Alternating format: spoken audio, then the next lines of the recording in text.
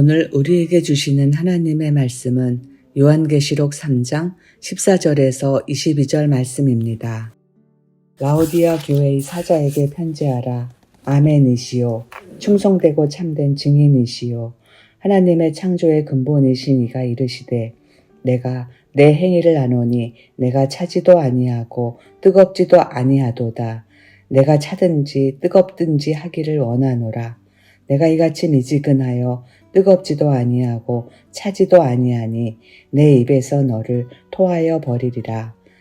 내가 말하기를 나는 부자라 부요하여 부족한 것이 없다 하나 내 곤고한 것과 가련한 것과 가난한 것과 눈먼 것과 벌거벗은 것을 알지 못하는도다.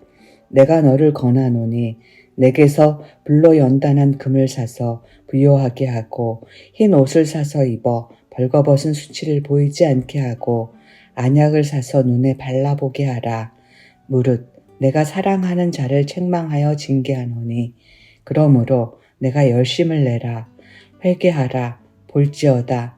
내가 문 밖에 서서 두드리노니 누구든지 내 음성을 듣고 문을 열면 내가 그에게로 들어가 그와 더불어 먹고 그는 나와 더불어 먹으리라.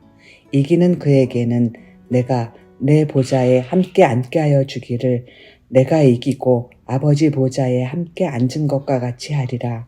귀 있는 자는 성령이 교회들에게 하시는 말씀을 들을지어다. 아멘. 오늘도 주님과 동행하여 승리하는 복된 한 날 되시길 바랍니다.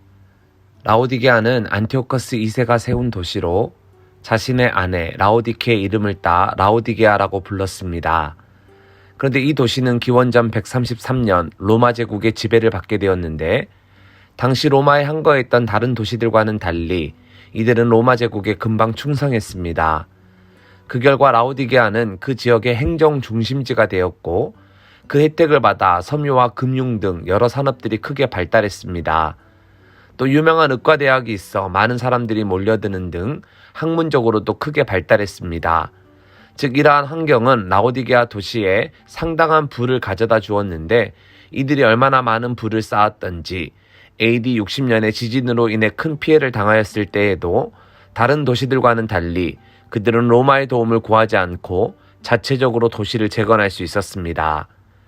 그런데 이런 도시의 부유함이 결국엔 교회에도 영향을 미쳐 라오디게아 교회 성도들은 신앙이 미지근했고 영적으로도 해이해져 있었습니다. 그래서 예수님은 그들에게 무섭게 경고하셨습니다. 내가 내 행위를 아노니 내가 차지도 아니하고 뜨겁지도 아니하도다. 내가 차든지 뜨겁든지 하기를 원하노라. 내가 이같이 미지근하여 뜨겁지도 아니하고 차지도 아니하니 내 입에서 너를 토하여 버리리라.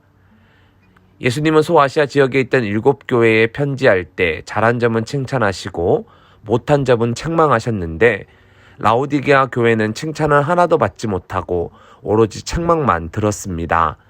그것은 그만큼 그들이 영적으로 무지하고 나태해져 있었기 때문입니다. 특별히 예수님이 하신 말씀을 보면 내가 이같이 미지근하여 뜨겁지도 아니하고 차지도 아니하니 내 입에서 너를 토하여 버리리라 경고하고 계십니다. 여러분, 라오디게아 도시는 정말 모든 것이 완벽했지만 단 하나 물이 부족했습니다. 그래서 저 멀리 남쪽 10km 떨어진 데니즐리라는 곳에서 물을 끌어왔습니다. 그런데 멀리서 물을 끌어오다 보니 오는 도중에 물이 미지근해졌을 것이고 석회가 많이 포함되어 있다 보니 이 미지근해진 물은 마시기가 매우 곤란했을 겁니다. 그래서 많은 학자들이 이런 배경 속에서 예수님이 아마 이 같은 말씀을 하신 게 아니겠느냐 그렇게 주장했습니다. 그런데 사실 라오디게아만 물을 끌어온 것은 아닙니다. 에베소, 서머나, 버가모와 사데도 수로를 통해 다른 지역에서 물을 공급받았습니다. 그런데 만약 물이 미지근해져서 마시기가 어렵다면 굳이 이런 도시들이 이렇게 힘들게 수로를 만들 필요가 있었을까요? 아마 물이 미지근해져서 마시기가 어려웠다면 이러한 도시들은 다른 방식으로 물을 얻고자 했을 겁니다. 자, 그렇다면 예수님께서 하신 이 말씀은 과연 무엇을 배경으로 하신 말씀일까요? 당시 그 지역 사람들의 식사 관습에서 우리는 그 배경을 발견할 수 있습니다. 우선 예수님의 말씀을 보면 뜨거운 것과 차가운 것이 다 긍정의 의미로 사용되었습니다. 그런데 차가운 것과 뜨거운 것이 모두 긍정의 의미로 사용된 것은 바로 포도주입니다. 당시 사람들은 포도주를 차갑게 혹은 뜨겁게 마셨습니다. 마치 지금 우리가 커피를 차갑게도 마시고 뜨겁게도 마시는 것처럼 그들이 꼭 그렇게 포도주를 마셨습니다. 이들은 평소엔 포도주를 차갑게 마셨지만 때로는 잔치를 벌일 때 따뜻한 물과 혼합된 포도주를 마시기도 했습니다. 즉 손님들은 음식에 따라 찬 포도주를 마시기도 하고 뜨거운 포도주를 선택하여 마실 수도 있었습니다. 미지근한 포도주는 어떤 음식과도 어울리지 않았기에 배설하지 않았고 만약 미지근한 포도주가 있다면 그것은 큰 신뢰가 되었습니다. 따라서 오늘 예수님은 이런 배경 속에서 라오디게아 교회 성도들을 향하여 차든지 뜨겁든지 하라 명하고 계신 겁니다. 또한 예수님은 그들에게 세 가지를 사라고 분명하게 말씀하십니다. 그 내용은 18절에 나오는데요. 내가 너를 권하노니 내게서 불로 연단한 금을 사서 부요하게 하고 흰 옷을 사서 입어 벌거벗은 수치를 보이지 않게 하고 안약을 사서 눈에 발라보게 하라 말씀하고 있습니다.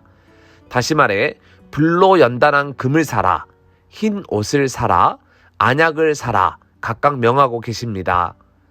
여기서 불로 연단한 금을 사라는 것은 아무런 불순물도 없는 순수한 믿음을 다시 회복하라 하는 말이고 흰 옷을 사라 하는 이 말은 성결한 삶을 살아라 하는 촉구이며 안약을 사라 하는 이 말은 세상 풍도에 끌려가지 말고 신앙인으로서 영적인 분별력을 잘 갖추라는 의미입니다.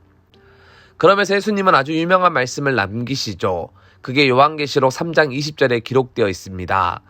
볼지어다 내가 문 밖에 서서 두드리노니 누구든지 내 음성을 듣고 문을 열면 내가 그에게로 들어가 그와 더불어 먹고 그는 나와 더불어 먹으리라. 여러분 이 구절은 복음을 영접할 때 참 많이 사용되었습니다. 여러분 이 구절은 예수님을 영접할 때 참 많이 사용되었습니다. 그런데 원래 이 구절은 라오디게아 교회 성도들, 즉 이미 예수님을 영접한 자들을 향한 회개와 갱신을 촉구하는 말씀입니다. 영접이 아니라 회개를 요구하는 말씀이라는 뜻이죠. 그런 의미에서 이 말씀을 다시 한번 살펴보면 여기서 문이란 바로 마음의 문을 가리키는데 지금 예수님은 문 안으로 들어온 것이 아니라 문 밖에 서 계십니다. 문 안으로 들어오기 위하여 지금 문을 두드리고 계시지요. 그런 의미에서 여러분 어떠십니까? 여러분은 마음의 문을 활짝 열고 예수님을 안으로 영접하셨습니까? 아니면 예수님이 문을 두드리고 계시는데도 잘 알지 못하여 예수님을 문 밖에 세워두셨습니까? 여러분 우리는 문을 활짝 열고 예수님을 우리 마음에 모신 뒤 그와 함께 더불어 먹는 자들이 되어야 합니다. 단순히 예수님을 믿는 것에서 그치는 것이 아니라 문을 열고 예수님과 깊은 교제를 나누는 자들이 되어야 합니다. 예수님, 제가 예수님을 참 좋아하지만 지금은 너무 바빠서 정신이 없으니 예수님 여기 잠시만 계세요 하면서 자기 일에만 몰두하거나 세상 일에 집중하게 되면 그 순간 바로 라오디게아 성도들처럼 미지근한 상태가 되어버리는 겁니다. 믿음은 있어도 예수님과는 별개의 삶을 사는 이상한 성도가 되어버리는 것이죠. 따라서 라오디게아 교회를 향한 주님의 책망, 주님의 경고를 우리도 겸허하게 받아들여야 합니다. 사랑하는 서문가족 여러분, 늘 예수님을 모시고 예수님과 깊이 교제하는 믿음의 사람들이 다 되기를 바랍니다. 뜨겁게 주님을 섬기고 열심을 내어 회개하는 주님의 자녀들이 되기를 바랍니다.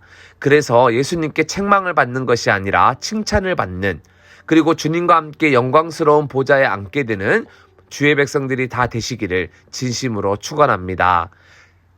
이 시간 들은 말씀을 기억하면서 함께 기도하면 좋겠습니다. 늘 예수님을 모시고 예수님과 깊이 교제하는 믿음의 사람이 되게 해달라고 기도하겠습니다. 두 번째로 기도할 때에 언제나 주님께 받은 은혜와 사랑을 기억하여 늘 감사하며 나아가는 우리 모두가 되게 해달라고 함께 기도합시다.